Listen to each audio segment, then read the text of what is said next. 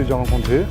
Alors moi je suis youtubeur, je fais des reportages YouTube. Comme moi. Alors en tant que chrétien, vous savez que s'il y a le paradis, il y a quand même aussi l'enfer.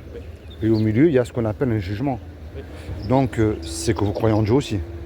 Donc aux yeux de Dieu, comment est-ce que vous savez si vous faites du bien ou si vous faites du mal? Ça, c'est en fonction de nos actions. Ouais. C'est à nous d'en décider. Parce que si vous me parlez de paradis, il y a bien quelque chose qui vous permet de rentrer. Oui. On ne peut pas rentrer comme ça. Moi, c'est des mauvaises actions qui peuvent Ouais. faire qu'on puisse aller en enfer. Donc, est-ce que vous savez que vous serez jugé aussi par une loi qui s'appelle les 10 commandements? Oui. Tu ne mentiras pas, tu ne voleras pas. Mais entre nous, quel est l'homme ou la femme qui peut dire, moi Seigneur, tu me dois absolument le paradis, même pour faire du bien, je n'ai jamais menti. Je n'ai jamais volé. Je t'ai toujours mis en premier dans mon cœur. J'ai jamais regardé un homme ou une femme dans la rue pour le ou la convoiter. On est tous pécheurs aux yeux de Dieu. Oui. Et c'est quand même le péché qui nous éloigne de Dieu puis qui nous y envoie aussi en enfer. Est-ce que vous savez ce que Dieu a fait pour vous il y a 2000 ans pour vous éviter d'y aller justement en enfer? Jésus a été crucifié. Eh oui. Et moi, c'est ça qui est merveilleux que j'annonce à la rue, c'est que comme Dieu n'a trouvé personne de parfait sur terre, eh bien, il s'est habillé avec un corps. Et il a pris cette forme humaine justement qui est Jésus le Christ.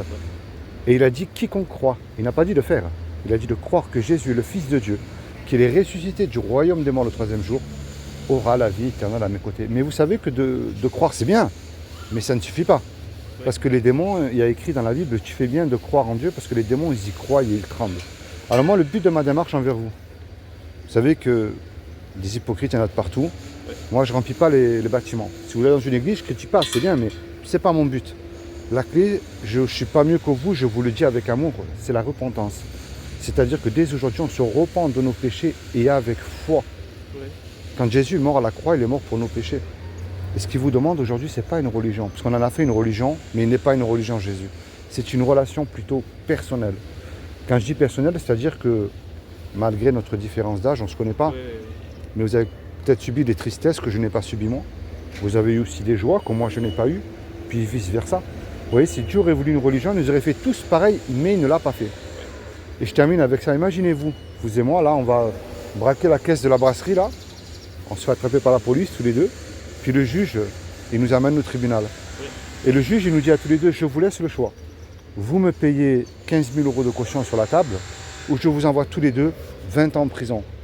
On n'a pas l'argent parce qu'on s'est fait attraper par la police. Et puis, qu'on le veuille ou pas, vous et moi, on ne peut pas revenir en arrière et effacer le mal qu'on a fait. Et on ne peut pas dire au juge, monsieur le juge, sur la vie de ma mère, je ne recommence plus, vous connaissez la chanson, ça ne marche pas ça.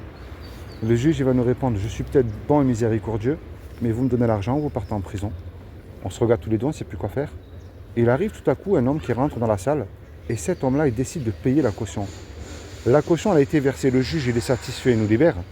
Mais imaginez-vous dans le film là, cet homme qui a payé la caution, il se présente en retour devant vous.